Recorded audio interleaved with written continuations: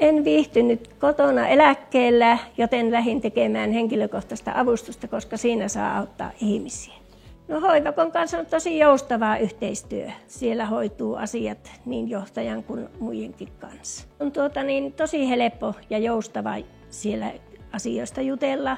Ja Keijo on kyllä tosi hyvä sen kanssa jutella kaikkia asioita ja on semmoinen ihmisläheinen, että on helppo jutella. Tämä sopii eläkeläiselle kuin tikku silmään. Tässä saapi itselle, kun käypi tuolla ihmisten kanssa kulkemassa ja samoin on ihmisten kanssa tekemisissä. Ja sitten vielä niin me paljon retkeillään ja siellä on tosi mukava käydä, että asiakkaatkin tykkää siitä retkeilystä. Tässä on huvi ja hyöty samassa. Kyllä tämä on minun sydämen asia. Minä olen aina haaveillut niin, että minä hoitaisin jossain vaiheessa ihmisiä ja vanhuksia tai sitten lapsia tai keski-ikäisiä ihan mitä vaan. Ja olen ollut toimistotöissä, niin tämä on vastapaino niille.